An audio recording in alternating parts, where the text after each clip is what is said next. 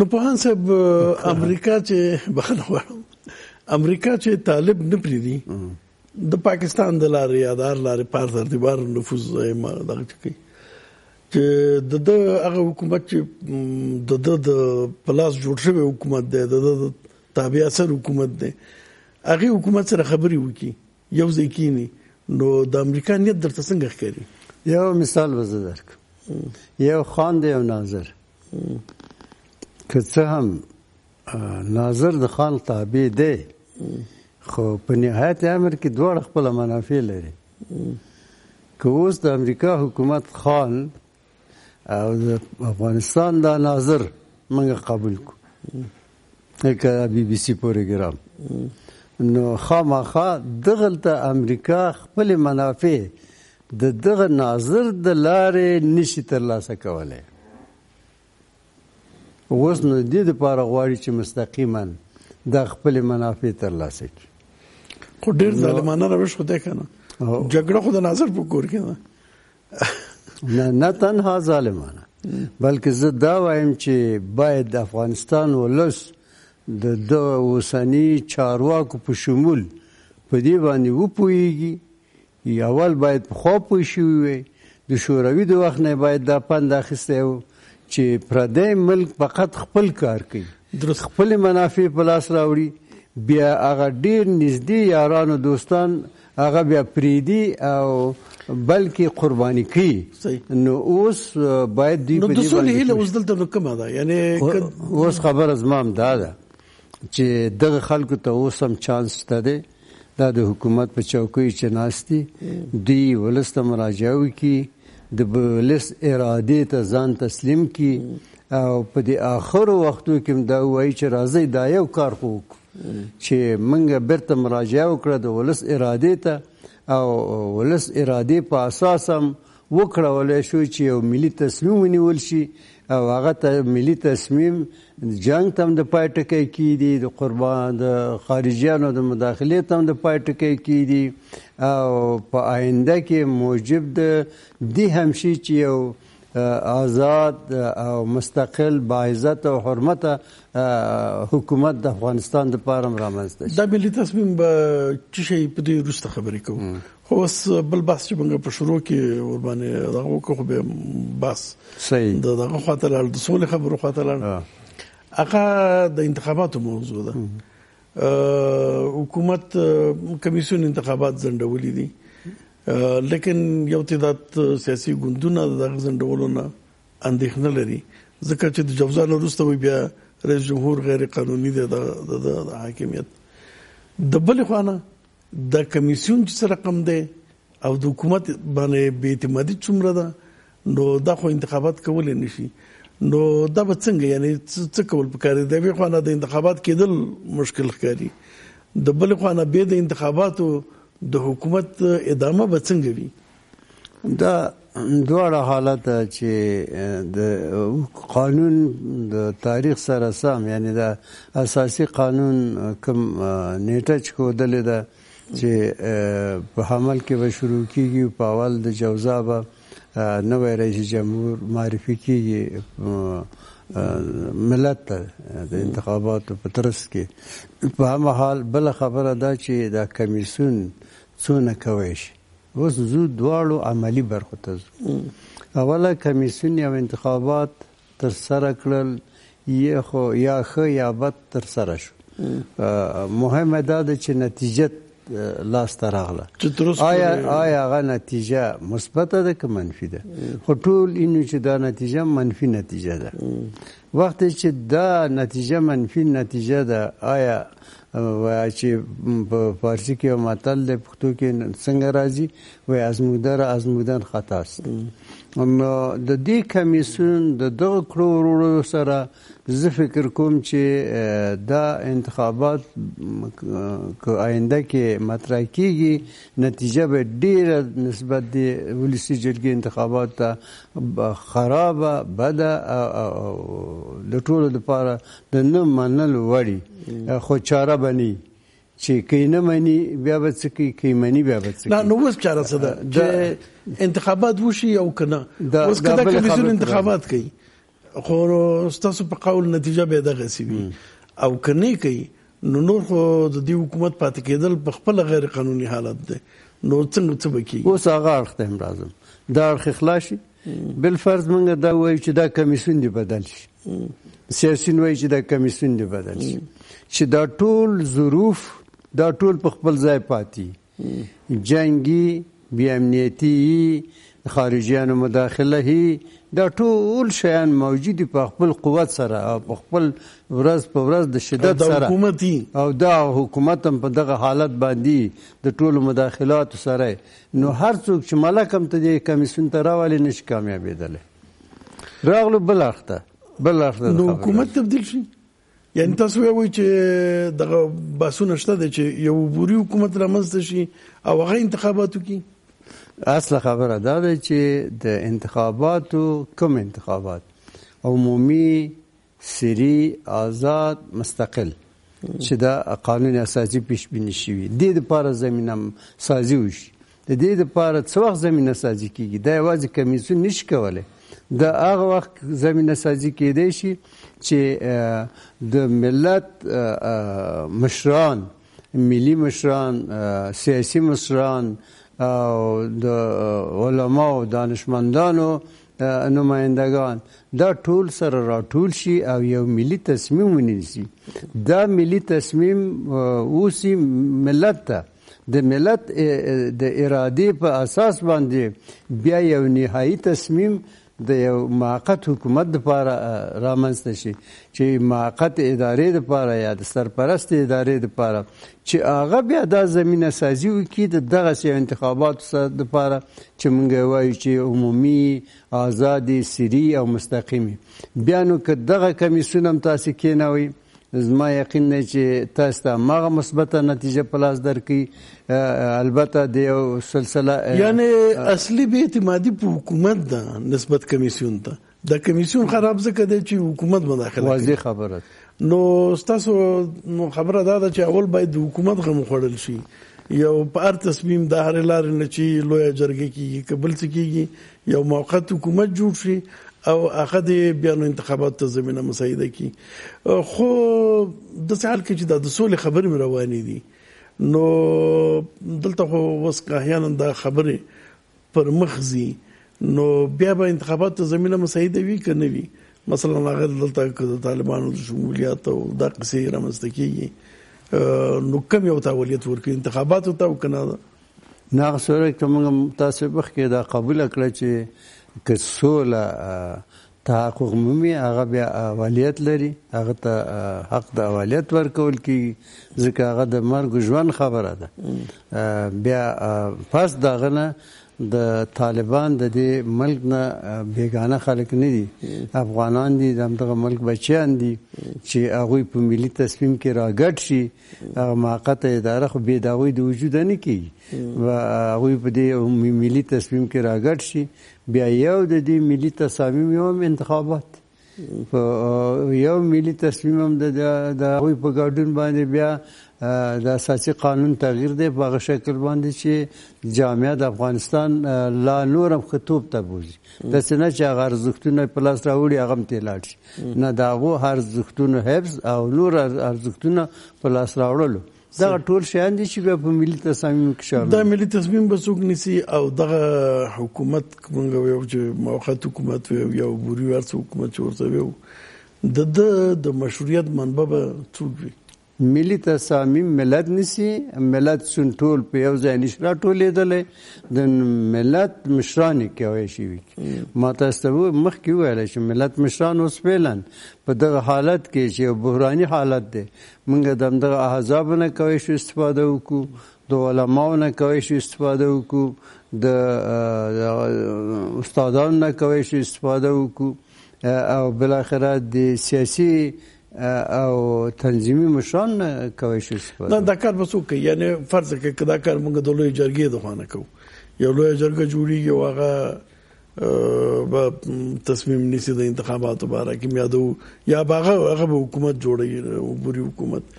د لوی جرګه به څوک راغړي زه خو هم چې دا ملي کسان چې ملت په باور لري،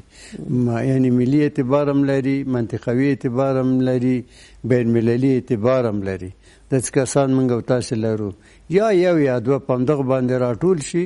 او دوی دغه تصمیم ونیسي د ملت دپاره دغسې یو شی چې د ملت د نجات سبب کیږي. دا یو تاریخي مسؤلیت هم دی او تاریخي افتخار هم دی. دا حکومت به اجازه ورکړي. اوس راځم د حکومت په حصه کې چې مخکې تاسو ته ما وویله چې حکومت که غواړي په دې آخر عمر کې یو ښه کار ترسره کړي، هغه هم دا دی چې بیا د دغه پروسې حمایت وکړي، د دې استقبال وکړي او د دې مانع نشي. او که کېږي اوس دفتر حکومت هم د 5 کالو خبره کوي، هم د جګړې خبره کوي، د زور خبره کوي، او هم د انتخاباتو خبره کوي، او په همدې کمیسیون کې ځکه تر اوسه پورې حکومت نه ښکاري چې کمیسیون کې تغییر راولي. په ډېر مشکل باندې حاضر شو چې یو 3 میاشتې انتخابات وځنډي. نو دا خو یو خبره هم د حکومت نه مني، په همدې کمیسیون انتخابات کوي او د سولې خبره نه کوي. نو طبعا هغه به د لوی جرګې مخه هم نیسي او د بل د سیوا حرکت مخه هم نیسي. که مخه مونږ نیسي هغه عملي کوي بیا څوک کنه. نو د حکومت به څوک مجبور کی؟ څنګه به مجبور شي چې دغه تصمیم تغاړه کی؟ د ملت د مشرانو یووالی د خپل قوت دی. زما یقین دی چې نن دوی رښتیا سره یو ځای شول، سبا حکومت دې ته واداره کیږي چې ویمني. او که همداسې تشو په تیتو پراګندۍ یا معاملاتو پسې وګرځي، هر یو علیحده معامله وکړي، په هغه صورت کې بیا ستاسو خبره صحیح ده، همداسې سردرګم وضعیت به رواني او نه به انتخابات کیږي، نه به سوله کیږي، نه به آینده قانوني حکومت رامنځته کیږي، جنګونه به ورځ په ورځ تشدیدیږي او خارجي مداخلې به د رقابتي شکل باندې زیات دلته زور مومي، قوت به مومي او وطن به ورانۍ او تباهۍ طرف ته ځي. درست. نو د دې نه خو داسې معلومیږي چې دغه څه چې تاسو ملي حرکت ورته وایي، دا مخکې د دې نه چې دغه یو ملي تصمیم ته رسیږي مجبور دی د مبارزې او یعنی یا سرکونو ته وځي، احتجاج وکړي، د اعتراض یا د نورو لارو نه حکومت مجبور کړي. داسې امکان په دې اوسني شرایطو کې دا عملی ګوري؟ زه خو وایم چې دا سرکو ته وتلو ته هم ضرورت نشته، احتجاج ته هم ضرورت نشته. که دغه مشران سره راغونډ شي، یو 100 کسان سره راغونډ شي، دا پیژندل شوي سرشناس خلک، یو د زمانم چې د ملک باندې به ډېر ناخوالم راغلي د دوی د لاسه، خو ولې اوس هم ته څوک نشي منکرېدی چې هم په جنګ کې معاصر دي، هم په سوله کې معاصر دي، او په ملي یووالي کې معاصر دي. دغه ټول سره راغونډ شي او ګذشته باندې خاورې واچي، ګذشته چې هر څه شوي دي شوي، خو اوس نه نیت دا وکړي چې راځي دې ملت ته نجات ورکړو. د دغې راټولېدل، یو ځای کېدل، یو ملي تصمیم نیول، یو ملي فراخوان خپرول، دغه خپله یو اعلامیه دغه قوت ورکوي بیا دغه جمع ته چې حکومت دوی ته مراجعه وکړي او بالاخره دوی سره د دې ملي تصمیم کې یا شریک شي یا حد اقل مانع نشي. درست. په دې معامله کې یو مهم طرف امریکا دی. مخکې موږ د امریکا پر نیت باندې وغږېدلو چې خپل په اصطلاح لاسپوڅې حکومت نه پرېږدي چې طالب سره خبرې وکړي. نو امریکا به د ملت تصمیم ته غاړه کېږدي؟ زه فکر کوم چې امریکا اوس یو داسې حالت کې واقع ده چې د دغه جنګ نه پښې سپکوي، دې جنګ نه ځان وکاږي. هغه ته غواړي چې ابرومنده لاره پیدا کړي. ډېره ابرومنده لاره دا ده چې د ملت آواز دې ته خپله یو دغه پیدا کېږي، توجیه کېدی شي چې نور ملت آواز دا و چې موږ باید د سولې طرف ته د افغانانو سره لاړ شو او افغانانو د سولې روان دی پروسه تایید کړي. امریکا خپل پښې وباسي، دلته طالب د خپل ځای شته دی او معلومه نه ده چې په داسې حال کې چې امریکا خپل پښې وباسي، طالب ولې د حکومت سره سولې ته حاضر شي؟ خو طالب به بیا وایي چې زه لږ جګړې ته ادامه ورکوم، امریکا وځي، نو دا ارزه په زور نیسم. نو بیا خو د سولې امید بيخي د منځ ځي. دا خبره مهمه ده چې آیا امریکایان یو دم ټول وځي که یو زمانی تقویم په اساس وځي. امریکایان یو زمانی تقویم په اساس دغه ملي پروګرام سره سم، یعنی د امریکایانو د وتلو تګلاره هم په دې ملي تصمیم کې باید شامل شي چې ملي تصمیم د دې په وتلو باندې خو په څه شکل، په دغه شکل چې د افغانستان کې یو نظم تامین شي او دلته نو بیا د امریکا رضایت خو به ډیر مهم شو کنه دلته، یعنی چې دغه ملي تصمیم سره د امریکا رضایت چې موجود نه وي نو بیا خو امریکا به د دې تصمیم په اساس خپل خروج نه تنظیموي، په خپل خواخه به تنظیموي.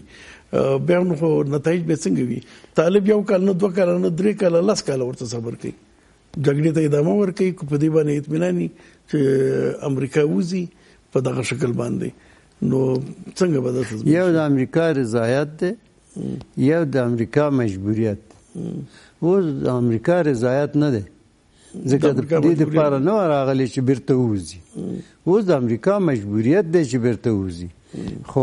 دغه مجبوریت په سره د افغانانو ضرورت دا دی چې په تجدید د تقویم په اساس باندې وځي، د تقویم په اساس وځي، دلته یو نظم راشي او په دې نظم کې خپل تحریک د طالبان هم شریک شي. زه یقین لرم چې طالبان هم اوس په دې پوه شوي دي چې په زور باندې نه کېږي، که په زور باندې دوی بالفاظ راشي د امریکایان یو دم وځي او دوی راشي په زور باندې افغانستان ونیسي، آیا جنگ به ختم شي؟ بیا جنگ نه ختمیږي. هماغسې چې کمونستان راغله مجاهدین غرو ته وختل، هماغسې چې بیا مجاهدین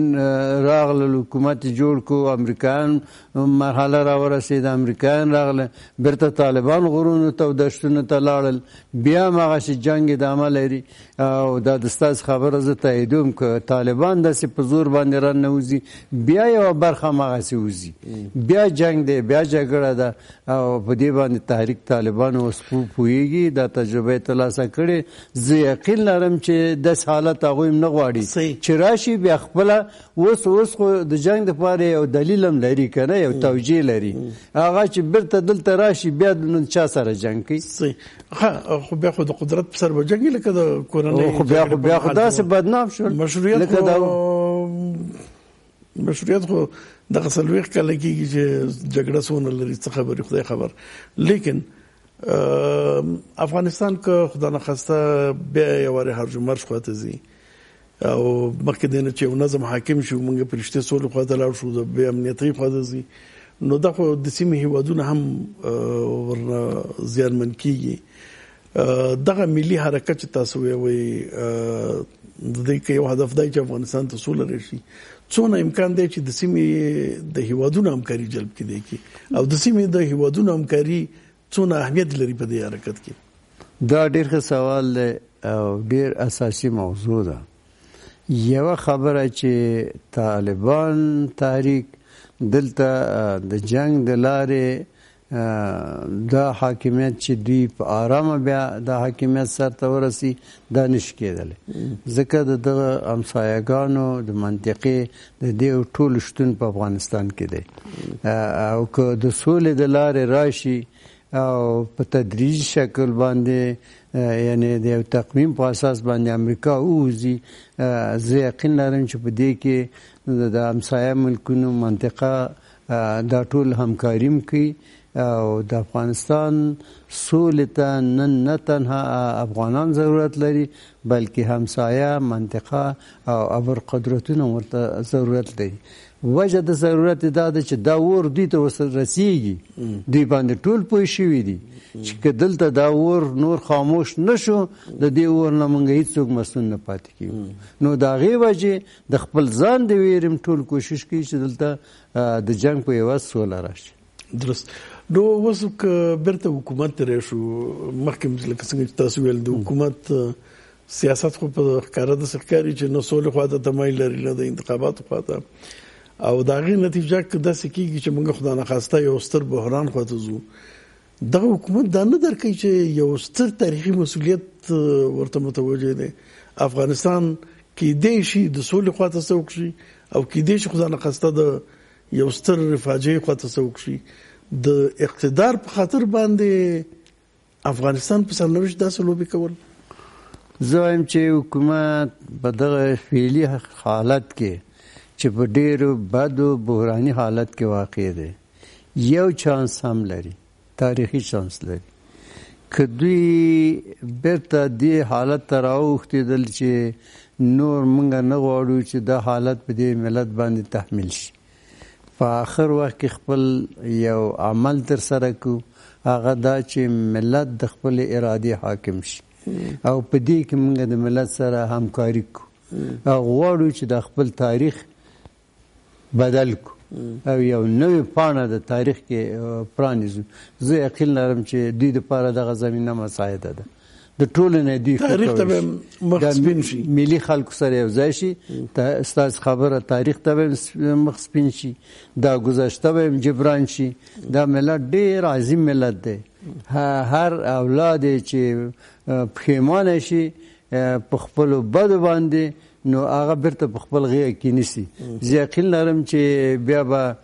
کېدای شي چې شاید د بلې دورې دپاره ووایي چې دغه وخت کې دغه کار کړی دی او دا د قدر وړو اوس همدا بیرته راشي موږ انتخابو. او که څوک د دې ملت د ژغورلې په لار کې خنډ واقع کېږي نو ښکاره خبره ده چې د ابدي نفرین سره ځکه تاریخ کې خو پاتې کېږي ده، دې باندې باید فکر وکړي زموږ رهبران. دوه خبرې شوې، آفرین د آینده نسل،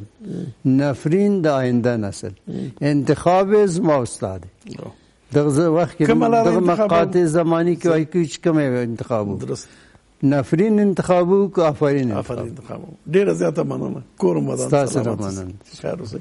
ګران لیدونکو، تاسو نه هم مننه تر اوسه پورې موږ سره وئ. راتلونکي بحث پورې په خدای سپارو. الله مو مل.